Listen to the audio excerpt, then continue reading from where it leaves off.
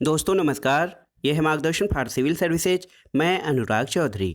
दोस्तों एनसीईआरटी श्रृंखला के अंतर्गत आज की वीडियो में आप पढ़ेंगे 8वीं कक्षा के विज्ञान का अध्याय 14 विद्युत धारा के रासायनिक प्रभाव। इस अध्याय में आप जानेंगे कि विद्युत धारा किस प्रकार से रासायनिक प्रभाव उत्पन्न करती है और उनका दैनिक जीवन में क्या अनुप्रयोग है, और साथ ही आप इस अध्याय का सारांश अंत में जानेंगे। तो आइए शुरू करते हैं आज का वीडियो। 8वीं कक्षा के विज्ञान का अध्याय 14 विद्युत धारा के रासायनिक प्रभाव। दोस्तों आपके अभिभावकों ने संभवतः आपको यह चेतावनी दी होगी कि गीले हाथों से किसी भी वैद्युत साधृत्र को न छुएं। लेकिन ये आप जानते हैं कि गीले हाथों से किसी भी वैद्युत उपकरण या साधृत्र को छूना खतरनाक होता है। दोस्तों हम पहले ये जान चुके हैं कि जो पदार्थ अपने से होकर विद्युत धारा प्रवाहित होने देते हैं वो विद्युत के सुचालक यानी कि अच्छे चालक होते हैं। इसके विपरीत जो पदार्थ अपने से होकर विद्युत धारा को आसानी से प्रवाहित नहीं होने देते हैं वो विद्युत के हीन चालक होते हैं। लेकिन इसके अलावा कुछ पदार्थ ऐसे भी होते हैं जिनके अंदर से विद्युत धारा का बिल्कुल भी प्रवाह नहीं हो सकता है, जैसे लकड़ी का गुटका, प्लास्टिक इत्यादि। इन्हें कुचालक या अचालक कहा जाता है। दोस्तों कोई पदार्थ कोई पदार्थ अपने से विद्युत धारा को प्रवाहित होने देता है या नहीं, उसको हम एक टेस्टर के माध्यम से समझ सकते हैं। और देखिए संपरीक्षित्र या टेस्टर इसके द्वारा हम कैसे जान सकते हैं कि किसी पदार्थ से विद्युत धारा प्रवाहित होती है कि नहीं। यहाँ पर देखिए एक टेस्टर है और तांबा, एल्यूमिनियम ये विद्युत का चालन करते हैं, जबकि कुछ पदार्थ जैसे लकड़ी, प्लास्टिक और ये सब पदार्थ जो हैं विद्युत का चालन नहीं करते हैं। फिर भी अभी तक हमने अपने संपरीक्षित्र यानी टेस्टर से केवल उन पदार्थों की जांच की थी जो ठोस अवस्था में होते थे। लेकिन द्रवों के प्रक्रमण में या द्रवों के मामले में क्या होता है इसके बारे में जानते हैं। दोस्तों कभी कभी हमारे गार्जियन कहते हैं कि हमें प्रयोग करते समय कभी भी मुख्य तार यानी मेंस अथवा जनित्र अथवा प्रदीपक या इन्वर्टर से विद्युत आपूर्ति नहीं करनी चाहिए, और जो सभी सुझाए क्रियाकलाप हैं या इस अध्याय में या विद्युत के संबंध में जो भी क्रियाकलाप हम करेंगे उसमें विद्युत सेल का ही उपयोग करना चाहिए। दोस्तों क्या द्रव विद्युत चालन करते हैं? आप ठोस के बारे में तो जानते हैं, लेकिन प्रश्न ये है कि क्या द्रव भी विद्युत चालन करते हैं?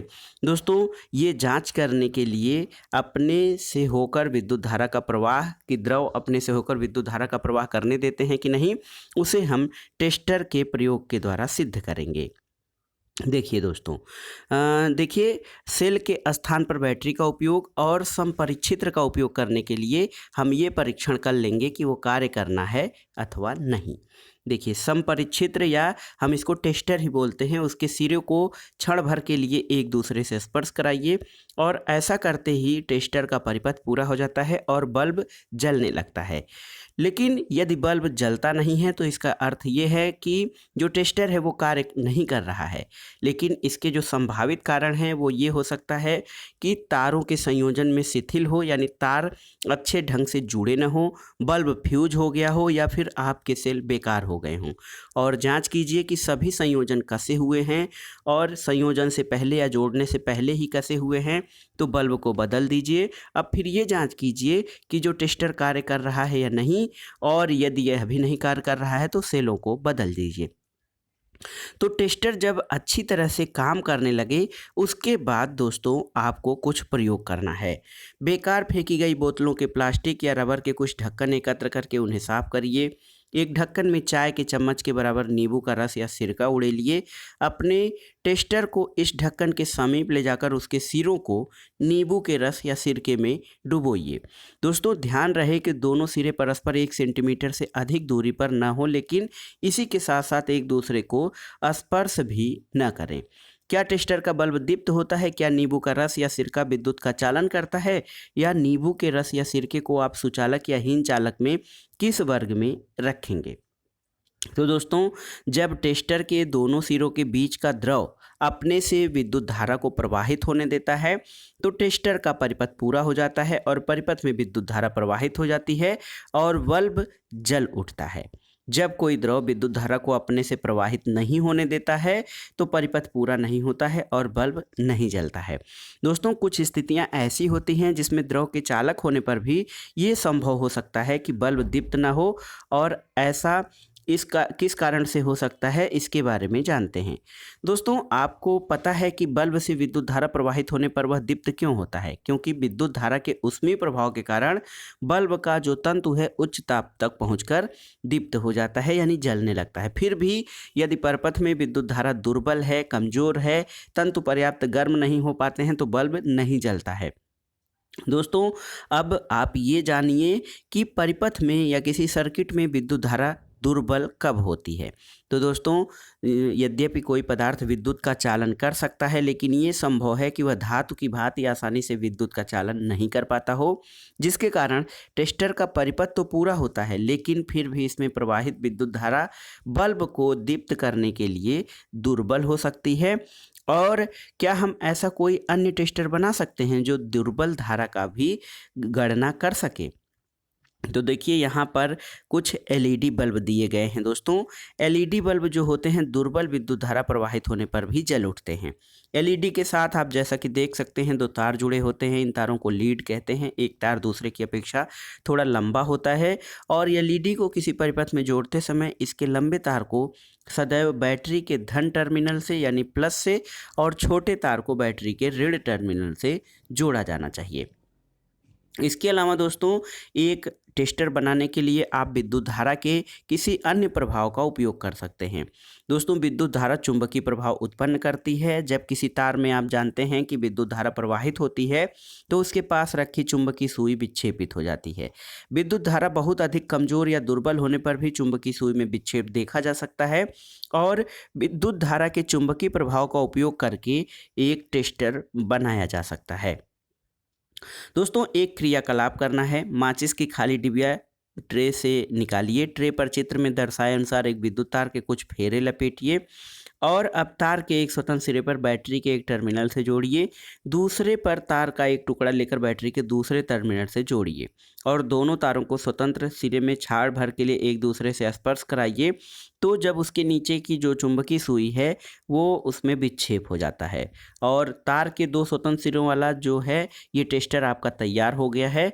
और इस टेस्टर का उपयोग करके आप देख सकते हैं कि इसका क्या प्रभाव पड़ता है जब किसी द्रव में हम द्रव से होकर विद्युत धारा प्रवाह करते हैं।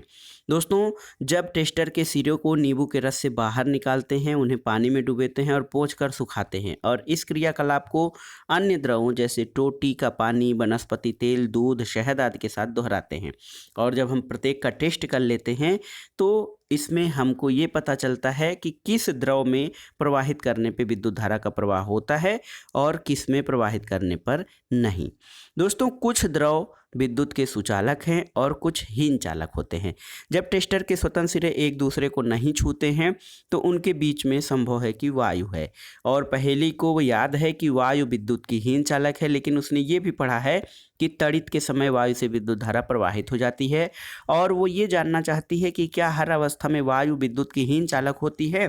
इसी से प्रेरित होकर बूझो भी ये जानना चाहता है कि क्या हीन चालकों की श्रेणी में रखे अन्य पदार्थ भी विशेष परिस्थितियों में अपने से होकर विद्युत धारा प्रवाहित होने देते हैं।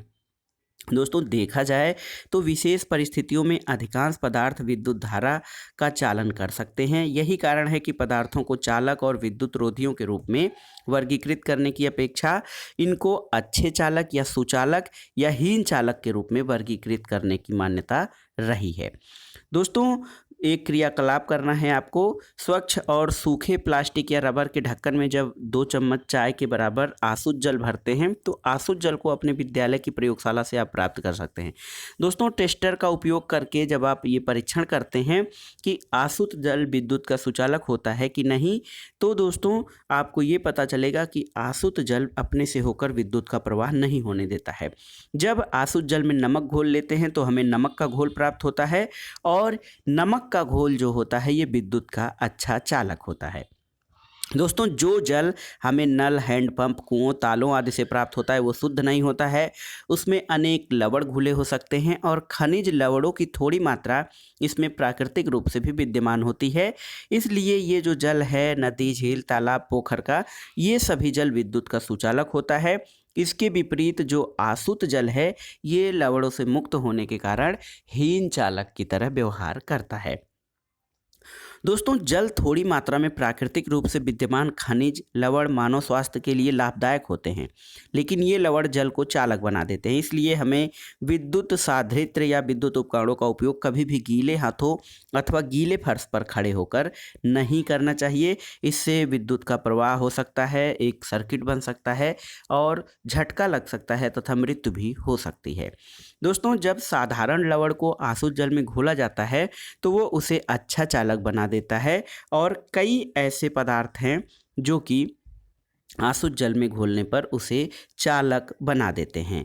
दोस्तों विद्युत चालन करने वाले अधिकांश द्रव जो होते हैं ये अम्ल हैं, क्षारक हैं और लवणों के विलयन होते हैं। यानी अम्ल, क्षारक और लवणों के विलयन ये विद्युत चालन करने वाले अधिकांश द्रव होते हैं। और जब विद्युत धारा किसी चालक विलयन से प्रवाहित होती है तो वो इस विलयन में कोई न कोई प्रभाव उत्पन्न करती है और इसको हम विद्युत धारा के रासायनिक प्रभाव के अंतर्गत जानेंगे।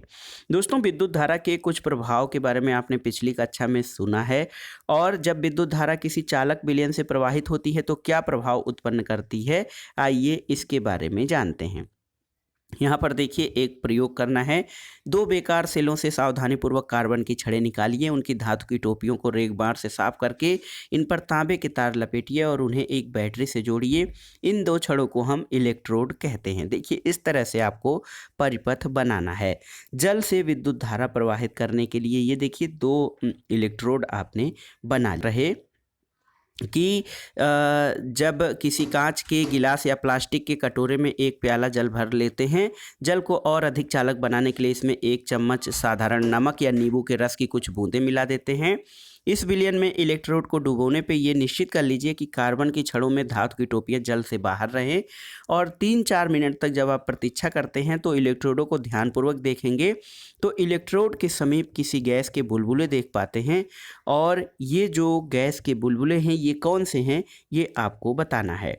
दोस्तों सन 1800 में एक ब्रिटिश रसायनज्ञ विलियम निकलसन उन्होंने ये दर्शाया कि यदि इलेक्ट्रोड जल में डूबे हों तथा उनके द्वारा विलयन से विद्युत धारा प्रवाहित की जाए तो ऑक्सीजन और हाइड्रोजन गैस के बुलबुले उत्पन्न होते हैं और ऑक्सीजन के बुलबुले बैटरी के धन टर्मिनल पर, याद रखिएगा ऑक्सीजन के बुलबुले जो हैं वो बैटरी के धन टर्मिनल पर और हाइड्रोजन के बुलबुले दूसरे इलेक्ट्रोड पर यानी ऋण टर्मिनल पर बनते हैं। और आप जानते हैं कि जल का जो सूत्र है ये H2O होता है, यानी जल का अपघटन हाइड्रोजन और ऑक्सीजन में हो जाता है। ये विद्युत धारा का रासायनिक प्रभाव के अंतर्गत आता है। दोस्तों किसी चालक विलयन से विद्युत धारा प्रवाहित होने पर रासायनिक अभिक्रिया होती है और इसके फलस्वरूप इलेक्ट्रोड पर गैस के बुलबुले बन सकते हैं। इलेक्ट्रोडों पर धातु के निक्षेप देखे जा सकते हैं और विलयनों के रंग में भी परिवर्तन हो सकता है और ये रासायनिक अभिक्रिया उपयोग किए जाने वाले विलयन और इलेक्ट्रोडों पर निर्भर करती है और ये विद्युत धारा के कुछ रासायनिक प्रभाव की श्रेणी में आते हैं। दोस्तों यहाँ पर देखिए एक प्रयोग करना है कि क्या कुछ फल और वनस्पतियाँ भी विद्युत का चालन करती हैं या नहीं। तो आलू से इस परीक्षण को आप कर सकते हैं। जैसे देखिए आलू से जब आप परीक्षण कर सकते हैं तो आलू में एक तार के चारों ओर नीला हरा धब्बा बन जाता है जबकि दूसरे तार के चारों ओर कोई धब्बा नहीं है। और इस परीक्षण से आप देखते हैं कि हर बार धन टर्मिनल से संयोजित तार के चारों ओर नीला धब्बा बनता है और उन्होंने अनुभव किया कि इसका उपयोग किसी बॉक्स में छिपी बैटरी या सेल के टर्मिनल की पहचान करने के लिए किया जा सकता है। और दोस्तों उसने अपनी इस खोज को बच्चों की एक पत्रिका में छपवाने का निश्चय किया और ये जो परीक्षण था इसमें ये प्रारंभ यह बात करने का प्रयास किया गया था कि आलू विद्युत का चालन करता है कि नहीं। दोस्तों इस प्रयोग से बूझों ने ये पाया कि विद्युत धारा आलू में एक रासायनिक प्रभाव उत्पन्न करती है। उसके लिए अत्यंत उत्तेजक खोज थी और वास्तव में विज्ञान में कभी कभी ऐसे भी होता है कि आप खोज किसी चीज़ को रहे हों और आप किसी अन्य चीज़ को खोज लेते हों। अब आइए देखते हैं दोस्तों विद्युत लेपन क्या होता है। विद्युत लेपन दोस्तों विद्युत धारा के रासायनिक प्रभाव के अंतर्गत ही शामिल किया जाता है। दोस्तों नई साइकिल का हैंडल, पट्टियों के रिम बहुत चमकदार होते हैं। यदि दुर्घटनावश इसमें खरोंच पड़ जाए तो चमकदार परत उतर जाती है और उसके नीचे की सतह इतनी चमकदार नहीं होती है। आपने कुछ महिलाओं को आभूषण पहने हुए देखा होगा जो देखने में सोने के प्रतीत होते हैं, लेकिन ये सोने के नहीं होते हैं और लगातार प्रयोग से सोने की परत उतर आती है और नीचे चांदी या तांबे किसी अन्य धातु की सतह दिखाई देने लगती है। दोस्तों दोनों ही परिस्थितियों में एक धातु के ऊपर दूसरी धातु की परत चढ़ी होती है। क्या आप जानते हैं कि एक धातु के सतह के ऊपर दूसरी धातु की परत किस प्रकार से चढ़ाई जाती है? देखिए, यहाँ पे कॉपर सल्फेट तथा तांबे की 2 प्लेट चाहिए और एक प्रयोग करके आप देखते हैं कि किस प्रकार से जो है कॉपर सल्फेट और तांबे की प्लेट जो है विद्युत लेपन को दर्शाने के लिए ये एक प्रयोग किया गया है। और जब कॉपर सल्फेट के विलयन में तांबे की प्लेटें आप डालते हैं तो दोस्तों विलयन में से जो इलेक्ट्रोड हैं उनको आप जब देखेंगे तो उनमें से कुछ अंतर आता है। विद्युत लेपन क्रियाकलाप करने के बाद क्या होता है दोस्तों, कॉपर सल्फेट विलयन में विद्युत धारा प्रवाहित जब की जाती है तो कॉपर सल्फेट कॉपर और सल्फेट में वियोजित हो जाता है और स्वतंत्र कॉपर यानी तांबा जो है बैटरी के ऋण टर्मिनल से संयोजित इलेक्ट्रोड की ओर आकर्षित होता है और उस पर निक्षेपित हो जाता है। लेकिन विलयन से कॉपर के क्षय की पूर्ति कैसे होती है?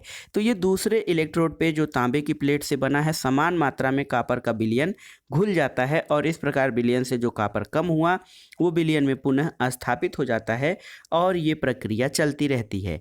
और इसका अर्थ ये हुआ कि इस विद्युत लेपन प्रक्रिया में एक इलेक्ट्रोड से कॉपर दूसरे इलेक्ट्रोड को स्थानांतरित हो जाता है। दोस्तों विद्युत द्वारा किसी पदार्थ पर किसी वांछित धातु की परत निक्षेपित करने की प्रक्रिया को विद्युत लेपन कहा जाता है और ये भी विद्युत धारा का रासायनिक प्रभाव या केमिकल इफेक्ट का एक सामान्य उदाहरण है। दोस्तों विद्युत लेपन बहुत ही उपयोगी है और उद्योगों में धातु की वस्तुओं पर किसी दूसरी धातु की पतली परत चढ़ाने के लिए इसका व्यापक रूप में उपयोग किया जाता है। विलेपित किए जाने वाली धातु की परत में से कुछ वांछित गुण होते हैं जो उस वस्तु की धातु में नहीं होते हैं जिस पर निक्षेपण किया जाता है। जैसे आप उदाहरण के लिए देख सकते हैं कि कार के कुछ भाग में, स्नान गृह की टोटी में, गैस बर्नर में, साइकिल के हैंडल, पहियों के रिम आदि पर क्रोमियम का लेपन चढ़ाया जाता है। क्रोमियम का लेपन क्यों किया जाता है? तो क्रोमियम का जो लेप होता है वो इसलिए किया जाता है कि क्रोमियम चमकदार दिखाई देता है और इस पर जंग नहीं लगता, यानी ये संक्षारित नहीं होता है और खरोंचों का प्रतिरोध करता है। फिर भी क्रोमियम महंगा है और किसी वस्तु की क्रोमियम से बनाना बहुत व्यवहारिक नहीं होता है, इसलिए वस्तु को किसी सस्ती धातु से बनाया जाता है और इस पर केवल क्रोमियम की परत निक्षेपित कर दी जाती है। आभूषण बनाने वाले सस्ती धातुओं पर चांदी और सोने का विद्युत लेपन करते हैं और ये आभूषण देखने में चांदी या सोने जैसे ही लगते हैं, लेकिन वास्तव में ये अपेक्षाकृत बहुत सस्ते होते हैं। इसके अलावा दोस्तों विद्युत धारा का रासायनिक प्रभाव खाद्य पदार्थों के भंडारण के लिए भी टिन के डिब्बों में जो किया जाता है, लोहे के ऊपर टिन का विद्युत लेपन किया जाता है। टिन लोहे से कम क्रियाशील होता है और इस प्रकार खाद्य पदार्थ लोहे के संपर्क में नहीं आते और खराब होने से बच जाते हैं।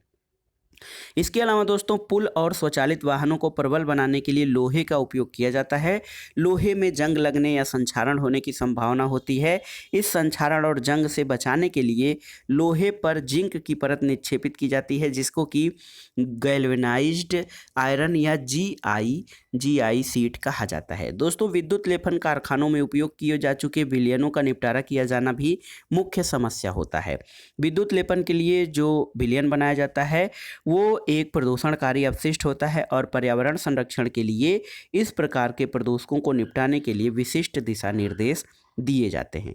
अब आइए देखते हैं इस अध्याय के अध्ययन से आपने क्या सीखा। दोस्तों आपने सीखा कि कुछ द्रव विद्युत के सुचालक होते हैं, कुछ हीन चालक होते हैं।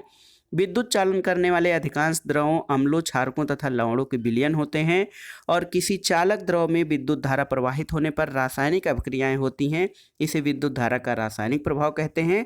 और विद्युत धारा द्वारा किसी पदार्थ पर वांछित धातु की परत निक्षेपित करने की प्रक्रिया को विद्युत लेपन कहा जाता है। तो दोस्तों ये था आज का वीडियो 8वीं कक्षा के विज्ञान का अध्याय 13 विद्युत धारा के रासायनिक प्रभाव। वीडियो आपको कैसा लगा हमें कमेंट बॉक्स में ज़रूर बताइएगा। वीडियो को लाइक करें, शेयर करें और इस चैनल मार्गदर्शन फॉर सिविल सर्विसेज को सब्सक्राइब करें। वीडियो देखने के लिए धन्यवाद दोस्तों, नमस्कार।